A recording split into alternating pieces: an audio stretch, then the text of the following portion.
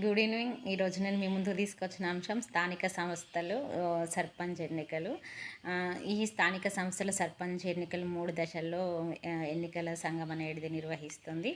మొదటి విడతలో 12,000 పైగా అభ్యర్థులు 3,826 స్థానాలకు పోటీ చేసి గెలుపొందారు. ఇక్కడ ఎలక్షన్లో 5.5 లక్షల మంది ఓటర్లు పార్టిసిపేట్ చేశారన్నమాట. అయితే ఇక్కడ కాంగ్రెస్ అనేది అత్యధిక సీట్లు కైవసం చేసుకుంది. ఇట్స్ కామన్, ఎందుకంటే ఏ ప్రభుత్వం అధికారంలో ఉంటే ఆ ప్రభుత్వం అనేది గెలవడం సర్వసాధారణ విషయం. ఇక్కడ గెలిచిన వాళ్ళు సంబరాలు చేసుకొని ఉంటే అసలు ఓడిన వాళ్ళ పరిస్థితి అనేది చాలా దారుణంగా ఉంది. అసలు ఓడిన అభ్యర్థులు ఏం చేస్తున్నారో వాళ్ళకే తెలియకుండా ఉన్నారు. అసలు ఏం చేస్తున్నారంటే, ఖమ్మంలో ఒక అభ్యర్థి తను ఇండిపెండెంట్గా నిలబడితే ప్రజల దగ్గర నుంచి చాలా డబ్బులు తీసేసుకొని నాకు ఓటు లేకుండా నన్ను మోసం చేశారు, నేను చనిపోతా అని సెల్ట వరకే హంగామా చేసి ఒక 6 గంటల సేపు హంగామా చేశారనమాట. ఇదే విధంగా నల్గొండ డిస్టిక్లో ఒక అభ్యర్థి వైఫ్ తన చేతిలో పురుగుల మందుల డబ్బా పట్టుకొని, ఒక చేతిలో ఐడి కార్డు పట్టుకొని, నాకు ఎవరైతే ఓటర్ వేశారో వాళ్ళు మాత్రమే నేను ఇచ్చిన డబ్బులు ఉంచుకోండి, వేయని వాళ్ళు నా డబ్బులు నాకు తిరిగి ఇచ్చేసాను, లేకుండా నేను చచ్చిపోతా అని ఒక హల్చల్ క్రియేట్ చేసిందన్నమాట. దీనిపైన అసలు ఎలక్షన్ సంఘం ఎలాంటి యాక్షన్ తీసుకోదా అంటే, మరి వాళ్ళు అవినీతి చేసినామని డైరెక్ట్గా ఒప్పుకుంటారు కదా, దీనిపైన మీ స్పందన ఏమనేది ఉండదా? అసలు ఇట్లా హంగామా క్రియేట్ చేయడం ఇదంతా ఎందుకు? అసలు మీకు సర్పంచ్ అంటే ఏంది? అసలు రాజకీయాలు అంటే తెలుసు అసలు?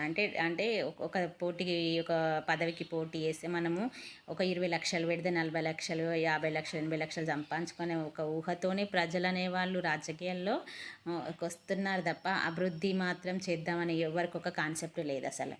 ఇప్పుడు చాలా ప్రాంతాలు ఇప్పుడు సర్పంచ్ ఎన్నికలు జరుగుతున్నాయి కదా, చాలా ప్రాంతాల్లో అసలు వార్డ్ మెంబర్స్ని సర్పంచ్లను యునామస్గా ముందే ఎన్నుకోవడం, అసలు నామినేషన్ వేయకుండా ఒక క్యాండిడేట్ని అసలు ఇతనే మా క్యాండిడేట్, సర్పంచ్ క్యాండిడేట్ అని చెప్పడం, వాళ్ళ దగ్గర డబ్బులు తీసుకోవడం, ఇదంతా ఎందుకు? మరి ఇవన్నీ ఉన్న తర్వాత మరి అదే ఎన్నికలు ఎందుకు? ఎన్నికల సంఘం ఎందుకు? దీనికోసం పనిచేస్తున్న ఉద్యోగులు ఎందుకు? అసలు మీరు ఇట్లా ఎవరో డబ్బుల కోసం మీరు డిసైడ్ చేస్తే సర్పంచ్ అంటే ఏంది? సర్పంచ్కి ఉండే అర్హత ఏంది? ఇవి అసలు అధికారాలు ఏంది?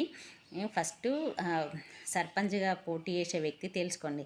వాడికన్నా ముందు ఫస్ట్ ఓటర్లు మనమే అసలు తెలుసుకోవాలిరా బాబు, సర్పంచ్ ఎందుకు, వాడు మనకి ఏం చేస్తాడు అనేది, మన అధికారులు ఏంది అనేది తెలుసుకోండిరా ఫస్ట్. సర్పంచ్ అనే వ్యక్తికి 21 సంవత్సరాలు ఉండాలి, వాడు ఇండియన్ అయి ఉండాలి, అది కామన్ రూల్. ఇప్పుడు తనకు కొన్ని అధికారాలు ఉంటాయి. ఏంటంటే గ్రామ అభివృద్ధి కోసం వాడు పాటుపడాలి. అంటే గ్రామంలో రోడ్లు బాగున్నాయా, వైద్య సదుపాయాలు బాగున్నాయా, విద్య సదుపాయాలు బాగున్నాయా, వీధి లైట్లు ఉన్నాయా, గ్రామంలో శాంతి భద్రతలు కాపాడడం, గ్రామంలో ప్రజలను కుల మత విద్వేషాలతో లేకుండా శాంతియుతంగా బతకడం, రోడ్లకి ఇరువైపుల చెట్లు నాటడం, గ్రామంలో గ్రంథాలయాలు ఉన్నాయా, అసలు గ్రామంలో ఆడిట్స్ కండక్ట్ చేయడం, గ్రామ సభలు నిర్వహించడం, మురికి కాలువలు నిర్మించడం, కల్వర్ట్స్ నిర్మించడం, ప్రభుత్వానికి ప్రజలకు మధ్య సంధానకర్తగా వ్యవహరించడం, మన ప్రాంతాన్ని అభివృద్ధి చేయడానికంటే ఏ ప్రాంతానికి సర్పంచి ఆ ప్రాంతానికి అభివృద్ధి కార్యక్రమాలకు ఫండ్స్ తేవడం, ఇలాంటి సర్పంచ్ యొక్క విధులు అన్నమాట. మరి అసలు సర్పంచ్గా వచ్చే వ్యక్తి డబ్బులు పంచాల్సిన అవసరం ఏముంది? వాడు నిజాయితీగా గెలుస్తానని నమ్మకం ఉన్నప్పుడు డబ్బులు పంచాల్సిన అవసరం ఏముంది? ఇక్కడ ఓటర్లు గమనించాల్సింది ఏంటంటే, ఒక వ్యక్తి మన పైన సర్పంచ్ గెలవడానికి 30 లక్షలు 40 లక్షలు వాడు ఖర్చు పెడితే అంతే మొత్తంలో దానికి 3 టైమ్స్ 4 టైమ్స్ అనేది వాడు పదవి ముగిసేలోపు వాడు కలెక్ట్ చేసుకుంటాడు. అది మీకు తెలిసినా కూడా ఏం చేయలేరు. సర్పంచ్ జీతం అనేది ఒక్కొక్క రాష్ట్రం ఒక్కొక్క విధంగా నిర్ణయించిందన్నమాట. అయితే 2025 వరకు సర్పంచ్ జీతం అనేది కొన్ని రాష్ట్రాల వైద్యుగా 6,350 నుంచి 15,000 వరకు ఉన్నదన్నమాట. నువ్వు పని చేయకపోవు, అభివృద్ధి చేయకపోవు, నీ సర్పంచ్ అకౌంట్లో జీతం అనేది నెలకు నిర్ణయించిన శాలరీ అనేది పడుతుంది. ఇక్కడ ఓటర్లు గమనించాల్సింది ఏంటంటే, ఒక వ్యక్తి సర్పంచ్ అయినప్పుడు, సర్పంచ్కి ముందు, సర్పంచ్ అయిన తర్వాత తన సర్పంచ్ పదవి కాలం ముగిసేలోపు తన ఆర్థిక పరిస్థితులు ఎట్లున్నాయి, తన అసలు సర్పంచ్ కాకముందుకు వాళ్ళ ఫ్యామిలీ బ్యాక్గ్రౌండ్ ఏంది, అయినాక అతను ఎన్ని ఆస్తులు సంపాదించుకున్నాడు, వాళ్ళ స్టేటస్ ఎట్లా మారింది అనేది అర్థం చేసుకోండి. ఎందుకంటే మీరు మాజీ సర్పంచ్ని చూడండి, ఒక్కొక్కడికి అసలు సర్పంచ్ గెలవక ముందుకు ఇల్లు ఉండకపోయేది, ఒకవేళ ఇల్లు ఉన్నా కానీ అంత మంచిగా ఉండకపోవచ్చు. కొన్ని ఊర్లల్లో కొన్ని చూడండి సర్పంచ్ అయ్యి గెలిచిన తర్వాత ఇల్లు కట్టుకోవడం, మంచి డిజైన్ ఇండ్లు కట్టుకోవడం, కార్లు కొనుక్కోవడం, ప్రాపర్టీస్ సంపాదించుకోవడం, పిల్లల కోసం ఆస్తిపాస్తులు సంపాదించి కూడబెట్టడం, ఇవన్నీ మరి చేస్తున్నారు. మరి ఓటరు నీ 200 300 కకృతి పడి నీ పిల్లలకు నువ్వేం సంపాదించినవరా? ఒక లీడర్ని ఎన్నుకొని అసలు నీ ఊరికి రోడ్లు మంచిగా వేయించుకున్నావా?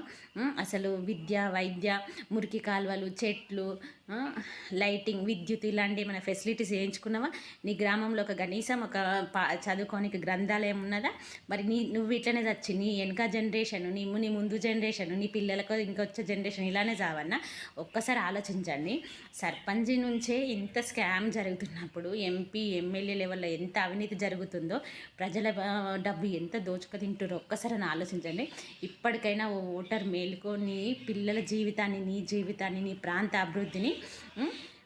అయితే సమాజంలో జరుగుతున్న దోపిడీలు, అవినీతి, అక్రమాలను మనము ఒంటిగా ఎదుర్కోలేని శక్తి లేకపోవచ్చు, కానీ ఒక నిజాయితీ గల రాజకీయ నాయకుని ఎన్నుకునే శక్తి, అవినీతిని అరికట్టడానికి, అసలు దేశ సంపదను కాపాడడానికి, ప్రాంత అభివృద్ధికి, ఆర్థిక అసమానతలను పోగొట్టడానికి, విద్య, వైద్య, ఉద్యోగ నిర్మూలనలో కృషి చేయడానికి మన దగ్గర, ప్రజలందరి దగ్గర ఉన్న ఒకే ఒక ఆయుధం ఏంటంటే అది ఓటు.